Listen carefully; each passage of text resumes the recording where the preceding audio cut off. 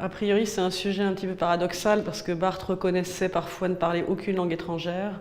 Il s'intéressait assez peu aux littératures étrangères, donc c'est un sujet qu'on n'a pas eu l'idée de traiter à propos de Barthes, même s'il allait beaucoup à l'étranger, qu'il avait un rapport assez fort à l'étranger. Et je me suis rendu compte qu'en réalité, il avait une très grande fascination pour les langues étrangères, mais à condition de ne pas les comprendre, hein, et que par le détour des langues qu'il ne comprenait pas, il comprenait quelque chose de sa propre langue ou quelque chose qui l'intéressait dans sa propre langue et qui va en fait constituer un fil conducteur de tout son rapport au langage, toute son existence. Et le cheminement de Barthes vers l'écriture passe par la nécessité de rendre sa propre langue étrangère par un certain nombre de mécanismes comme le néologisme par exemple, ou certaines particularités de la langue de Barthes qui sont parfois ce qui a énervé, qui est parfois ce qui a énervé les gens chez Barthes, enfin, dont on s'est beaucoup moqué, en fait, ce qu'on a appelé le jargon, qui en fait est tout l'inverse d'une intimidation savante, mais vraiment le souci de libérer sa propre langue de son usage convenu.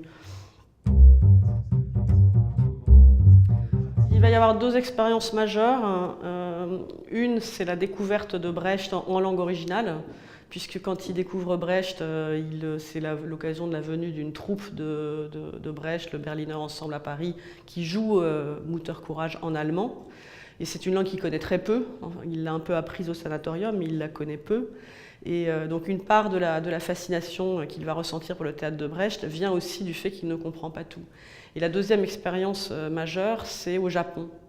Il dit là que ça le libère complètement, le fait de ne pas comprendre les codes de cette culture et de cette langue. Alors il va quand même essayer d'apprendre un peu, hein, c'est-à-dire qu'il a un intérêt si fort pour cette culture qu'il va quand même apprendre un peu la langue japonaise, mais pas suffisamment pour qu'elle soit entièrement compréhensible et lisible, évidemment. Qu'elle conserve de toute façon une part de fascination. Et c'est le même vocabulaire d'ailleurs qui est employé dans les deux cas, hein, dans l'Empire des signes ou dans la découverte du théâtre de Brecht, c'est-à-dire c'est l'éblouissement. C'est que tout d'un coup il y a une fonction de révélation qui vient de cette mise à distance du sens par la langue étrangère. Au fond, ce qu'il cherche, comme je le disais tout à l'heure, c'est de se débarrasser de quelque chose qui vraiment lui fait violence dans la langue, c'est que la langue, elle est... c'est ce qu'il dira au Collège de France, hein. Il parlera du fascisme de la langue. La langue, elle est oppressive, essentiellement parce qu'elle oblige à mettre des noms sur des choses, elle enferme le réel dans une identité stable. Et donc il va s'agir, et c'est le travail des écrivains aussi, de faire bouger ce rapport, de remettre en mouvement le rapport entre la langue, les choses, les êtres, et de refuser cette fixité. Et le détour par la langue étrangère va permettre ça, mais aussi le détour par la musique, par le chant. Mais il va s'agir de réentendre la langue comme une musique. Et quand une langue est très étrangère, on l'entend un peu comme une musique.